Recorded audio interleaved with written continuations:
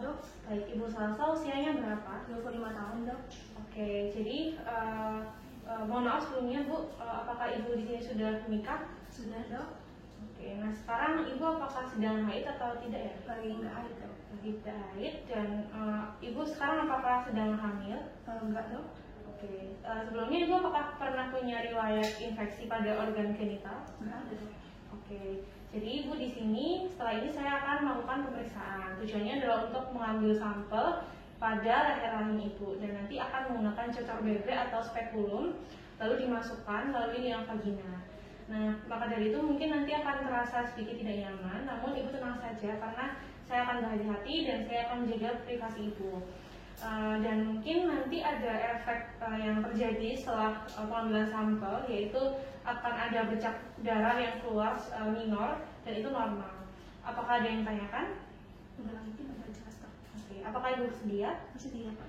Oke, baik, apabila bersedia, Ibu silakan buang air kecil terlebih dahulu dan nanti apabila sudah bisa dilepaskan pakaian yang bawah, lalu berbaring dengan posisi kakinya ditekuk, lalu tumitnya didekatkan dengan pantat.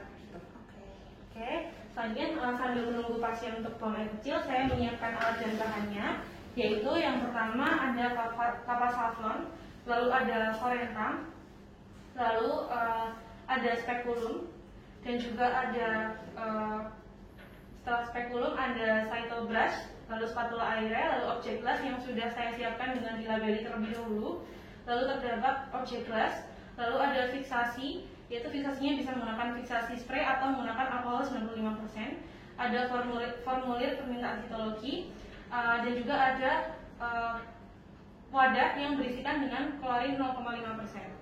Selanjutnya, apabila sudah, maka saya akan mencuci tangan 6 langkah WHO dan menggunakan handspray.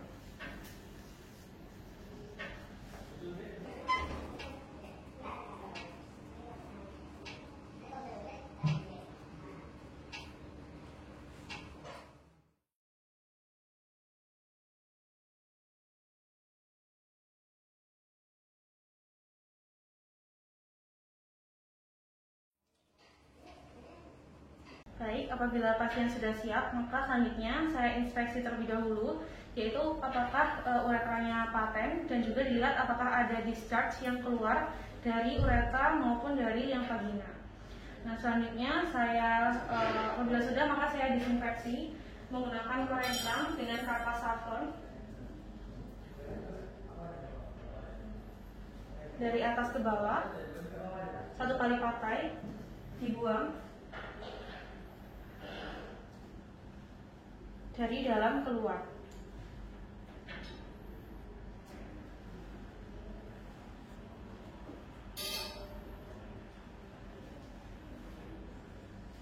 Baik, apabila sudah, maka selanjutnya saya akan mulai memasukkan spekulum. Permisi Bu, saya akan memasukkan spekulumnya. Ibu bisa tarik nafas. Baik, lalu saya putar. Lalu saya buka spekulumnya dan difiksasi.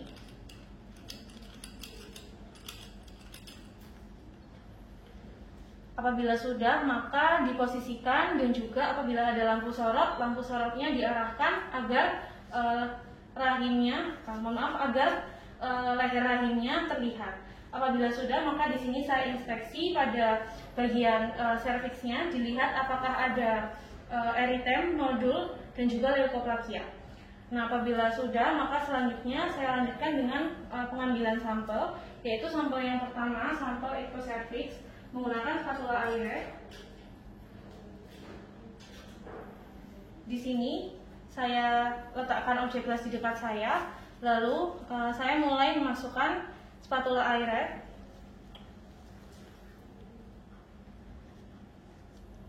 Diambil bagian ectocervixnya, diputar 360 derajat. Apabila sudah, maka diusapkan di objek glass secara searah. Apabila sudah, maka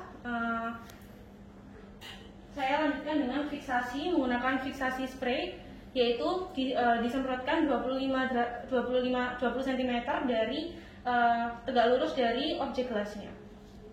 Nah, apabila sudah, maka selanjutnya apabila terdapat lesi pada ectocervix yang terlihat, maka diambil juga sampel dari lesi tersebut menggunakan spatula air yang baru dan menggunakan objek les yang baru untuk dibedakan antara lesinya dengan bagian lainnya yang terlihat normal. Apabila sudah, maka selanjutnya saya lanjutkan dengan pengambilan sampel dari endocervix menggunakan cytobrush. Permisi Bu, saya ambil sampelnya lagi ya, dimasukkan, lalu diputar 180 derajat, lalu dikeluarkan, dan menggunakan objek les juga dihapuskan secara melingkar seperti ini. Baik, apabila sudah, maka saya fiksasi juga menggunakan fiksasi spray 20 cm dari objek lesnya. Lalu apabila sudah, maka sebelum melepaskan spekulum, saya cek ulang terlebih dahulu dari labelnya apakah sudah sesuai dengan identitas pasien dan apakah sudah lengkap. Apabila sudah, maka selanjutnya spekulum bisa dilepaskan. Permisi ya Bu, saya akan mulai melepaskan spekulumnya. Dilepaskan fiksasinya terlebih dahulu. Dan saat mengeluarkan spekulum, jangan sampai tertutup rapat spekulumnya agar tidak menjepit. Permisi Bu, silakan tarik nafas.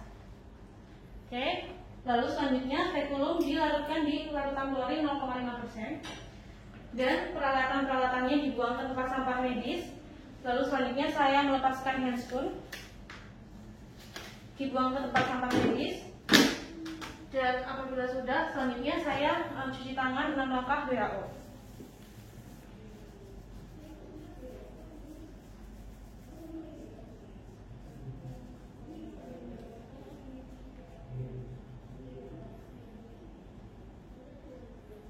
Baik, selanjutnya setelah cuci tangan, saya menuliskan temuan-temuan yang didapatkan selama proses pengambilan sampel tadi pada rekam medis.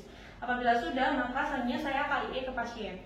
Permisi Bu, untuk pemeriksaannya, pengambilan sampelnya sudah selesai. Ibu bisa menggunakan pakaiannya kembali dan nanti hasilnya bisa didapatkan 2-3 minggu lagi.